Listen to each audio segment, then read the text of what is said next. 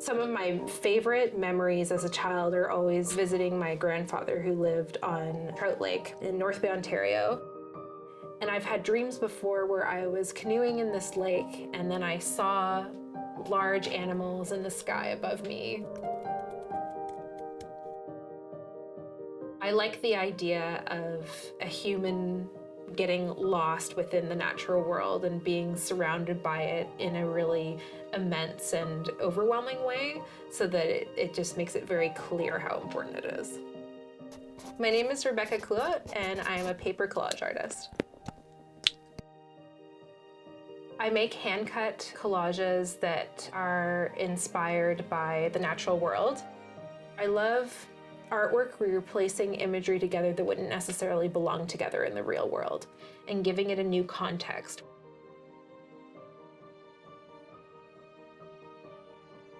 They're sort of like landscapes, but it looks like something that you'd find in a dream.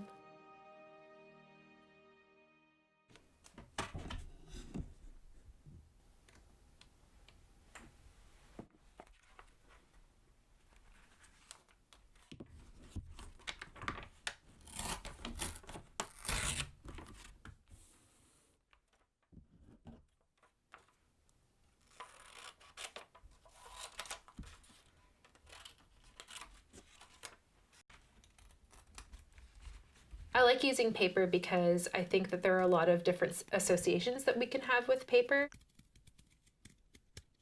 It's a good material to use in the type of work that I do, partly because it is an organic material.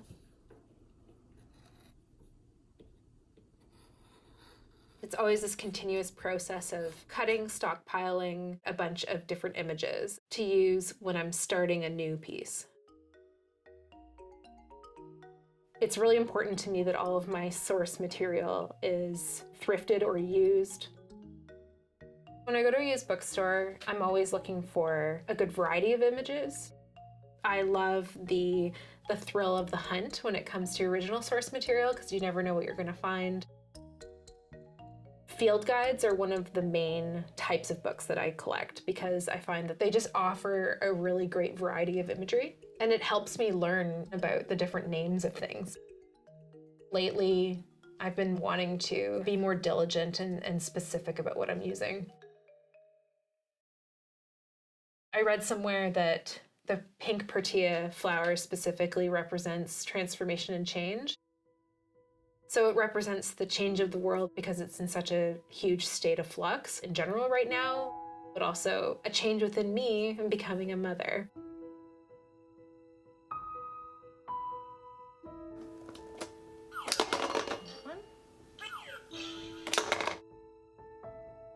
My daughter's name is Desiree. She is a whole universe.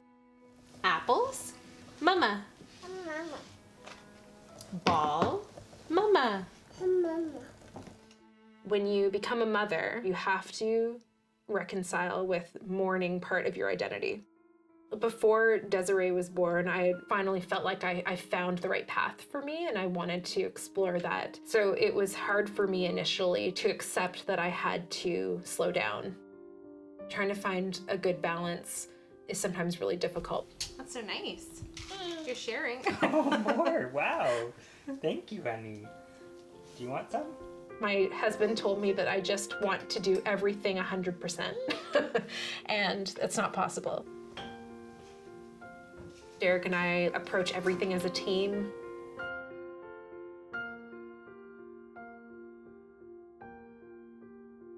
The majority of my concentrated work happens in the evenings and the weekends when Derek is available to take care of Des.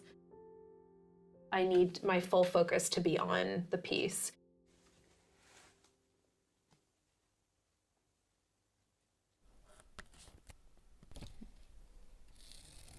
When I'm making my work, I feel like I'm in a really healthy headspace. It also makes me feel really proud of myself because I've been working hard to make this a really viable career for myself and not compromising what is important to me.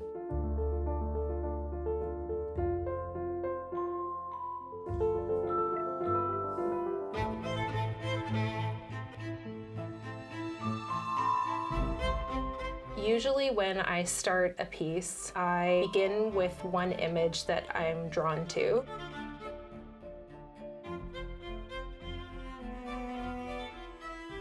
If I don't already have images cut out that work with the piece I have in mind, then I'll reference my source material, like my books or magazines that I have in my studio, to see if I can find the type of imagery that I'm looking for. It's so satisfying to like find that image that I sort of had an idea of in my head that I needed.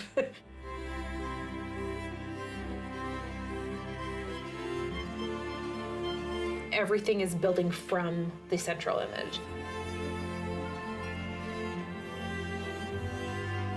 Part of me making this collage is to find more peaceful and serene space within this chaotic world that we're in.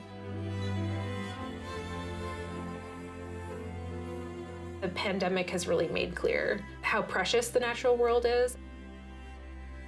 It has become one of the only spaces to find peace and refuge.